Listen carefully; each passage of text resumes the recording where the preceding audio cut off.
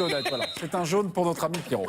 Mon fils, en demi-finale du tournoi de Monte-Carlo, succès en 2-7 contre le Bulgare Grigor Dimitrov 6-1, 6-3. Une surprise, même si le cannibale de balle avait vu le coup venir. Ou pas. Replay, c'était hier soir. Il est monté en puissance de rien du tout, votre Monfisien, là.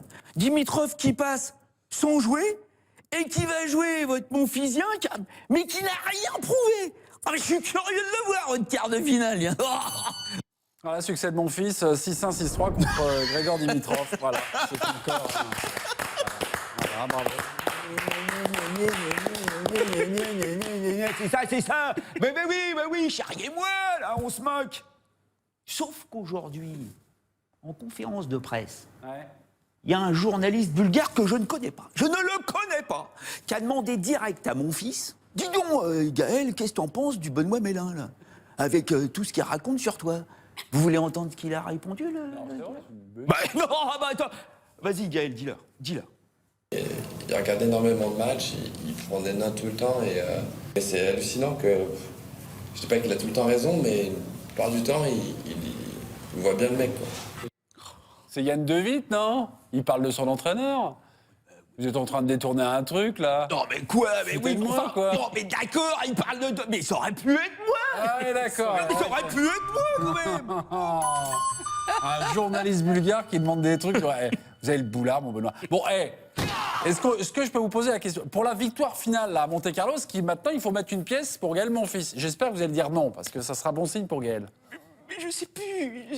Mais je suis perdu. Il y a un mois à Miami, il abandonne, il se blesse à la hanche, il a un hématome comme ça, il peut plus bouger, tu vois, le déplacement latéral, Ryu, quoi, tu vois. Le mec, il est plus en pas chassé, il roule. Ryu en short, quoi. Et la semaine dernière, il devait jouer à Houston pour faire ses premières glissades sur terre battue. Forfait, il peut pas. On nous disait qu'il allait revenir peut-être à Munich à la fin du mois d'avril, à Munich. Et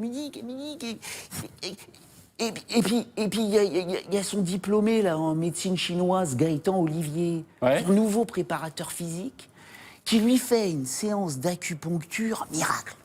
Et v'là-t-il pas que mon fils déboule à Monte-Carlo, personne l'attend, hein. Il a demandé une invitation, plus frais que jamais.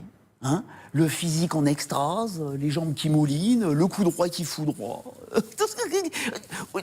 Je vais vous montrer un point clé aujourd'hui. Contre Dimitrov, 11e joueur mondial quand même. Hein. C'est un moment mais vraiment important. On est au début du deuxième set. Il y a un jeu partout sur le service de mon fils, qui est malmené puisqu'il vient d'écarter 2 balles de break. Il a l'avantage, mais il faut à tout prix resserrer les boulons, tu vois. Il ne peut pas.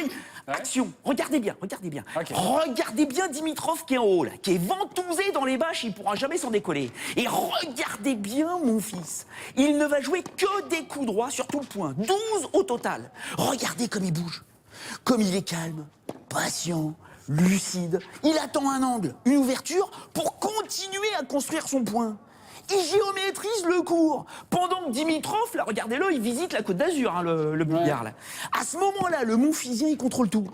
L'espace, ses coups, la balle et l'adversaire. Il s'amuse. On dirait un chat qui s'amuse, tu sais, avec une pelote de laine. Et paf, il le finit.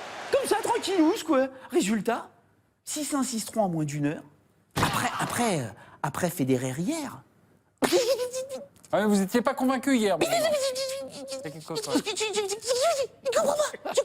Je comprends pas parce que c'est à croire que mon fils les fait déjouer. Il les fait déjouer parce que Federer a fait 38 fautes directes. 38 fautes directes, c'est monumental. Dimitrov, ça a été pire. Dimitrov, il fait 22 fautes directes dans le premier set. Le premier set, il a duré 22 minutes. Une faute directe par minute. Tiens, tu veux les clés du camion, je te les donne.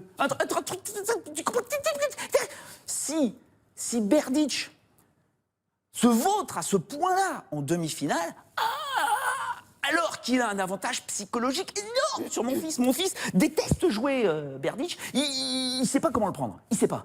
Si Berdych explose, alors là... Et en plus, tu me parles de victoire finale. Après, il y aura qui? Djokovic ou Nadal? C'est impossible. Après, Bravo. est-ce que ce mot-là existe dans le vocabulaire des Montfisiens? Mais je sais plus. Non, mais on se revoit lundi, là, je pense qu'on... Mais non. je sais Je pense qu'on va faire une très belle chronique.